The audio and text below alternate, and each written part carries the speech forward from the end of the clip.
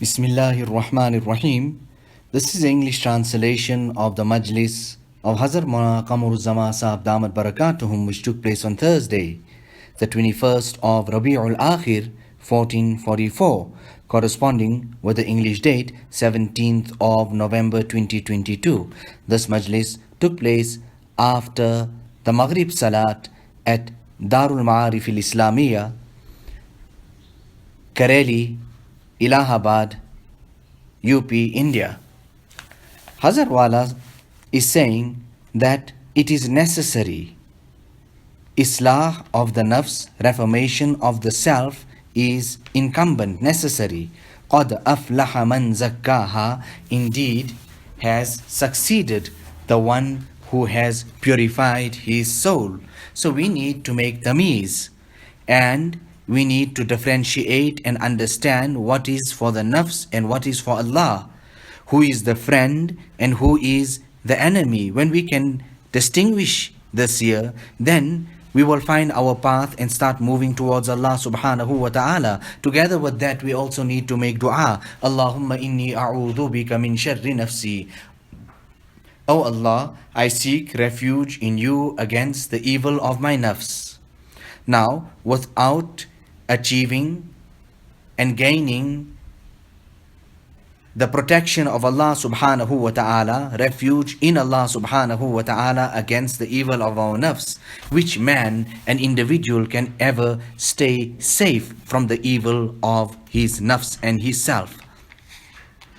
When Rasulullah sallallahu alayhi wasallam himself asked and sought protection in Allah subhanahu wa ta'ala against the evil of the nafs, then who are we?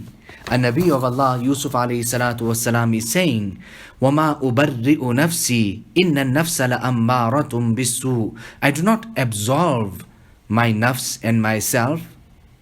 Now the ruh, Allah Ta'ala has created the ruh, and Allah Ta'ala has created the nafs. Now here, مَنْ عَرَفَ نَفْسَهُ عَرَفَ رَبَّهُ. The one who recognizes his nafs, understands his nafs, then indeed he has recognized Allah subhanahu wa ta'ala. So we need to recognize and understand the nafs. What is this nafs up to? Where is it taking us to? Hazrat Tanvi was on Safar once, and now he started deliberating and started thinking. Now look at this, so amazing. He even makes mention of it, that now his nafs is telling him that, but don't change your clothes now, but it is the day of Jumu'ah.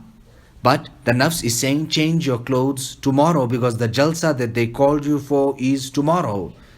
But the Shariat is saying and speaking about taking a ghusl and changing your clothes on the day of Jumu'ah. Now this is how our akabirin, even by means of example, displayed to us what is this nafs all about, and where is it taking us, and what it is trying to lead us to.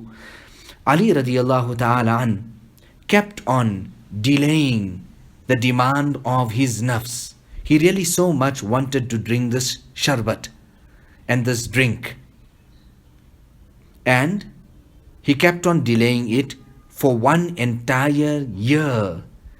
He did not give in to the demands and the desire of his nafs.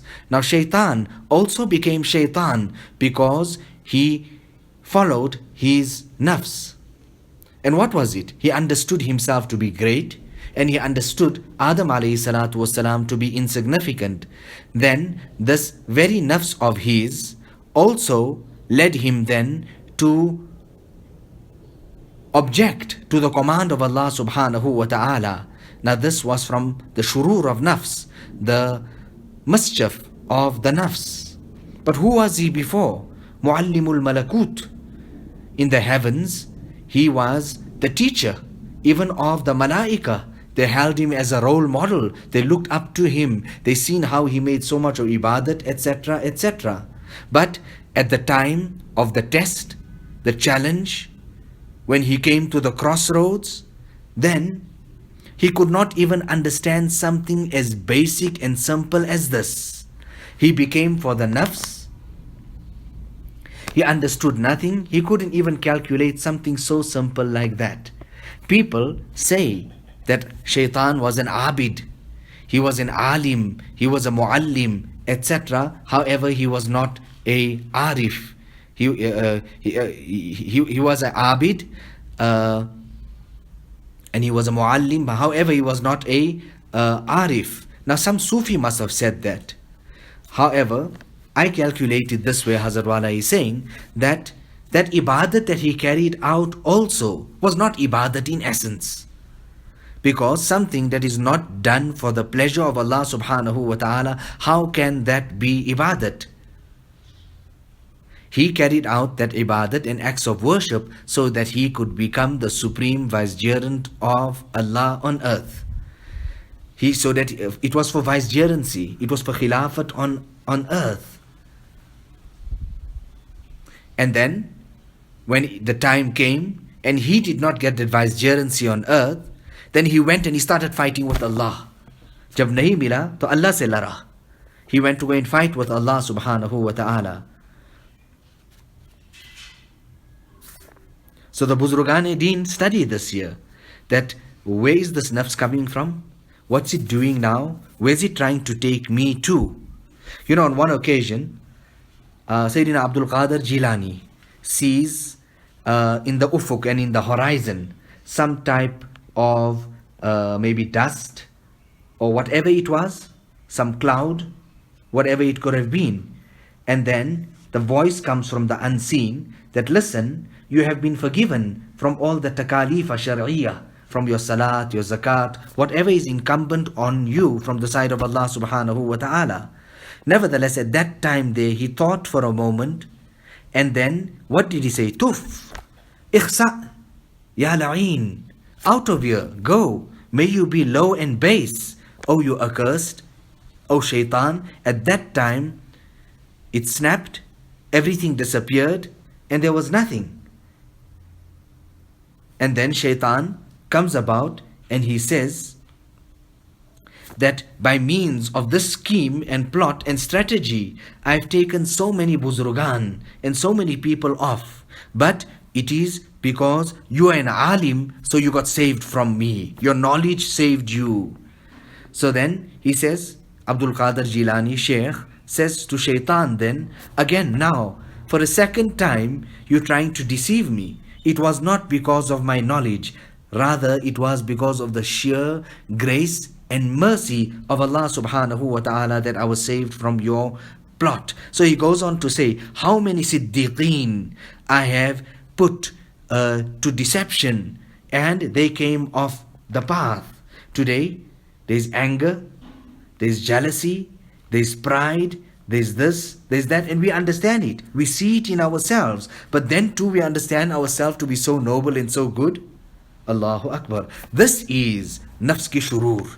This is the wickedness and the mischief of the nafs. Allahumma inni a'udhu bika min sharri nafsi. Oh Allah, I seek refuge in you against the evil of my nafs. So we learn that we cannot save ourselves, our nafs, from its evil, and we cannot be safe from the evil of our nafs until or unless Allah subhanahu wa ta'ala saves us and protects us. So قَدْ أَفْلَحَ مَنْ زَكَّاهَا, indeed has achieved success the one who has purified his soul. He's made it clean and pure. He has broken, destroyed, annihilated himself. Nafs Qamara. He destroyed that nafs of his, the demands of it. So now you must think and ponder. Is this nafsani cheese? Or is it khudai? Is this here the demand of my nafs? Or is it the demand of Allah subhanahu wa ta'ala?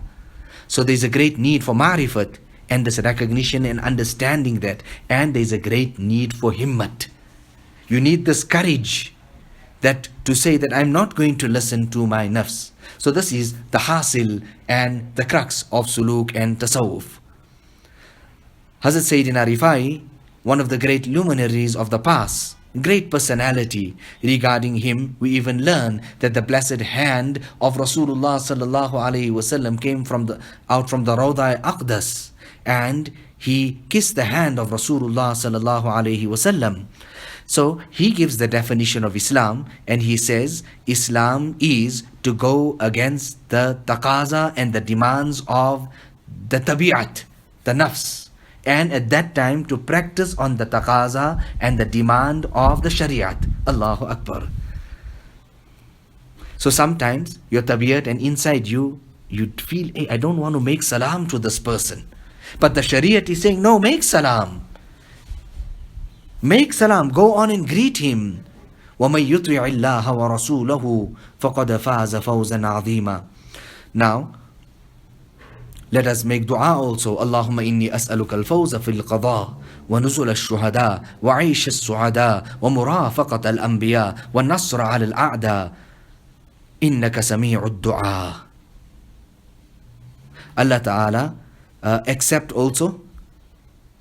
We came for taqreeb and nikah, but let us also, in fact, Abdullah's niyat was also, this is our niyat, that people will also come and sit in the majlis and in the gathering. This is our place that we are staying here, Allahabad. But my native place, my watan, Azamgarh, Mau. I want to have an ijtima there as well. And I will say to you people, and you must come and you must attend. I want to have an ijtima there.